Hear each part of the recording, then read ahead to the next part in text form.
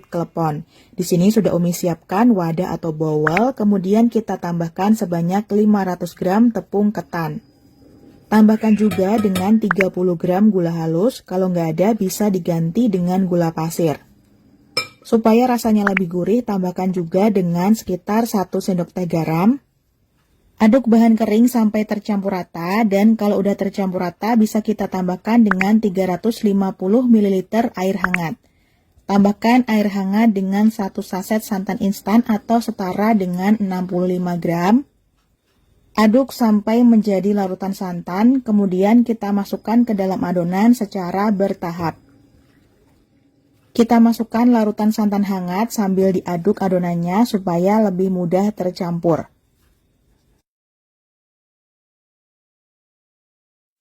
Setelah diaduk, adonannya udah mulai agak tercampur dan di sini larutan santannya masih tersisa sekitar 100 ml.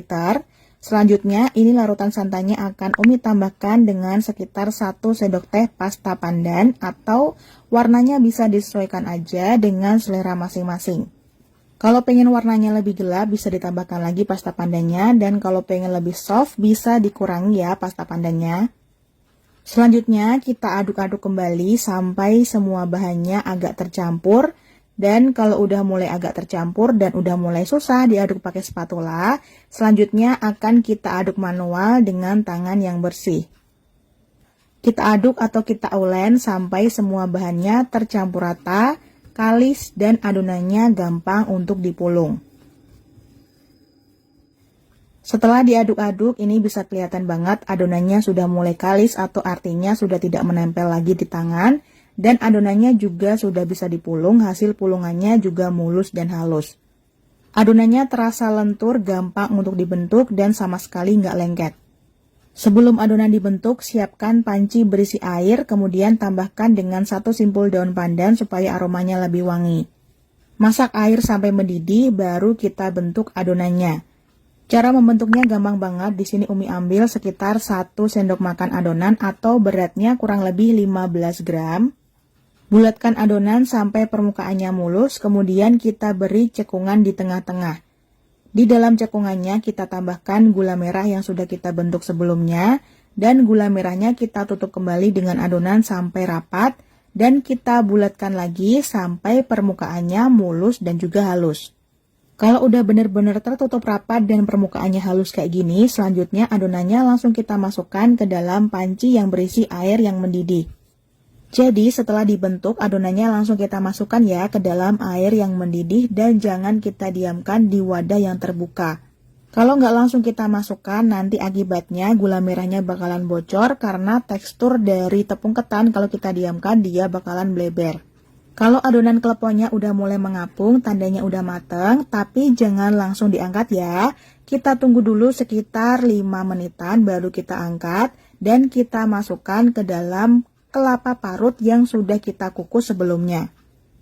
Nah, tadi setelah mengapung kita diamkan dulu sekitar 3-5 menitan supaya adonan kleponnya benar-benar matang, dan isian gula merah di dalamnya itu ketika dimakan bisa langsung lumer dan cair. Kalau kleponnya udah dilumuri dengan kelapa parut, selanjutnya bisa kita sajikan. Kalau misalnya mau dijual supaya lebih menarik, teman-teman bisa siapkan plastik OPP atau plastik kaca. Kemudian kita sobek salah satu sisinya. Masukkan klepon ke dalam plastik. Di sini Umi masukkan sebanyak 4 klepon ya, karena ini ukuran kleponnya cukup besar-besar. Kalau teman-teman pengen bikin yang ukurannya lebih kecil, mungkin nanti satu plastiknya bisa muat lebih banyak. Nah, kalau udah disusun di dalam plastik, selanjutnya bisa kita alasi dengan daun pisang. Di sini daun pisangnya sudah Umi bersihkan atau Umi oles pakai minyak goreng. Selanjutnya, di sini plastiknya bisa kita lipat-lipat. Pertama dari depan, kemudian samping kanan, samping kiri, dan yang di belakang. Kalau udah dilipat rapi, terakhir kita rekatkan dengan selotip. Nah, ini tampilan kleponnya jadi lebih cantik dan jadi berbeda ya teman-teman, seperti tampilan klepon biasanya yang hanya dimasukkan ke dalam plastik mika.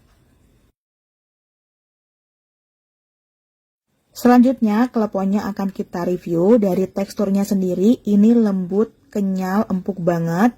Tuh, kelihatan ya dari pegangannya udah berasa lembutnya. Langsung aja kita cobain, bismillah. Masya Allah, gula merahnya langsung lumer teman-teman. Pas dimakan langsung pecah banget di mulut. Untuk rasanya perpaduan rasa manis dan gurih. Jadi rasa gurihnya ini didapatkan dari parutan kelapa. Dan untuk rasa dari kulit kleponya sendiri nggak terlalu manis juga nggak terlalu gurih. Tapi teksturnya benar-benar legit, enak banget.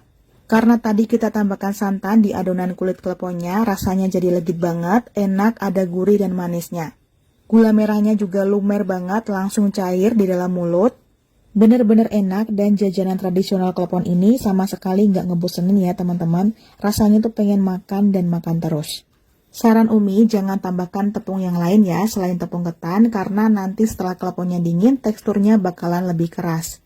Tapi kalau teman-teman hanya pakai tepung ketan aja seperti di resep ini, insya Allah teksturnya bakalan lembut, empuk, dan lembutnya ini tahan sampai seharian dan insya Allah nggak mudah basi ya. Karena tadi kelapa parutnya sudah kita kukus terlebih dahulu. Dan mungkin segitu dulu resep dan tutorial yang bisa Umi sampaikan. Semoga bisa dipahami dan dimengerti. Terima kasih udah nonton videonya. Wassalamualaikum, semoga bermanfaat. Sampai jumpa di video selanjutnya. Selalu sajikan masakan yang enak dan sehat untuk keluarga tercinta. Selamat mencoba di rumah.